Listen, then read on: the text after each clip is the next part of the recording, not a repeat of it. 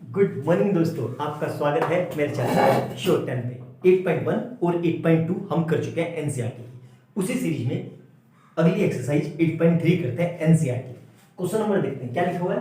Express the trigonometry ratio sin A cos A tan A in terms of cot A।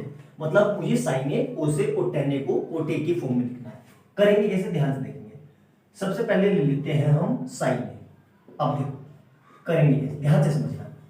Sign का as such कोई relation हमारे पास coat के साथ नहीं होता, लेकिन हमें पता है साइन का रिलेशन कोस के साथ होता है, और साइन का और कोस का रिलेशन कोसेक के साथ होता है ना।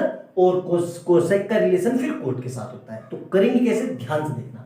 हमें पता है भाई साइन लिखा हुआ है, हमें पता है sine theta equal to 1 upon cosec theta ये होता है।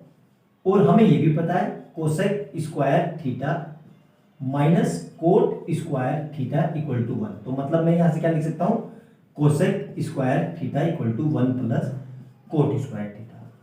ठीक है, तो मतलब मुझे सबसे पहले भाई यहां पे देखो स्क्वायर चाहिए, स्क्वायर में रिलेशन होता है तो मुझे स्क्वायर लाना पड़ेगा। स्क्वायर कैसे लाएंगे, इसको मैं ये लिख दूं, कुछ फर्क पड़ा, साइन स्क्वायर नहीं पड़ा ना भाई। देखो ये पूरे का होल स्क्वायर, मतलब इसका मतलब क्या हुआ, इसका स्क्वायर।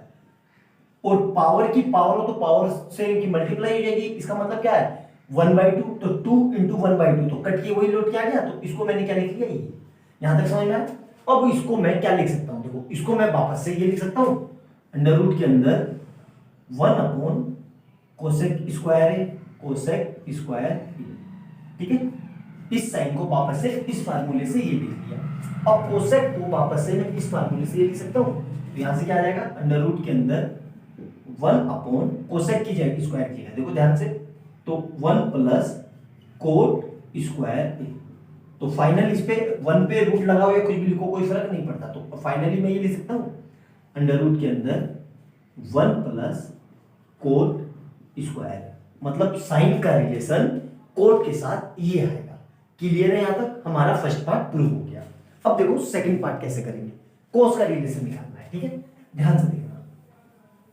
ठीक है, अब कोस को लिख लेते हैं। अब सिंपल वही रिलेशन आ गया भाई। देखो कोस का तो ऐसा कोई रिलेशन नहीं होता, लेकिन कोस का साइन के साथ रिलेशन होता है। हमें पता है sine square theta plus cos square theta equal to 1।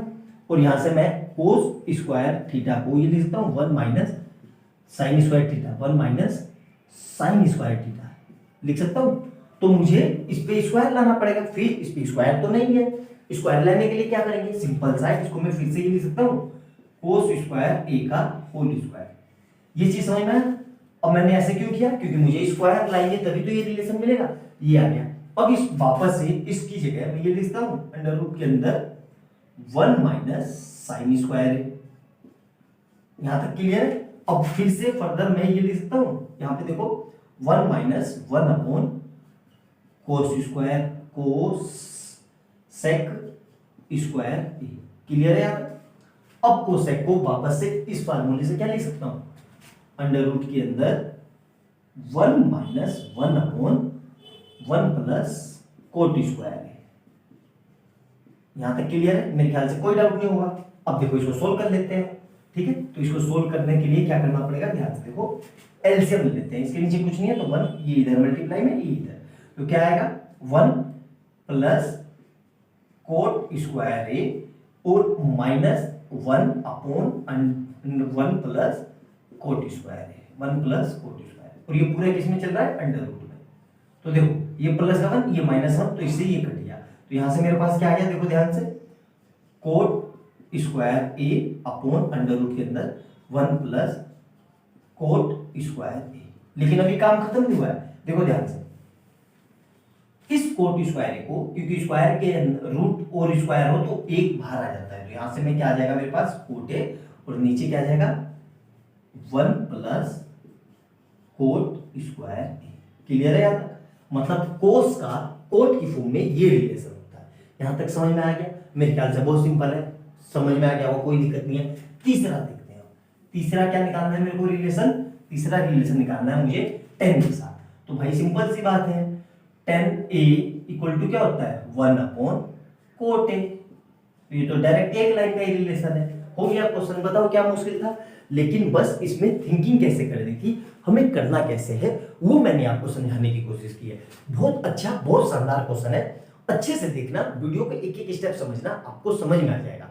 ठीक है, मिलते हैं अगली वीडियो में बहुत अच्छे क्वेश्चन के साथ। बाय बाय दोस्तों।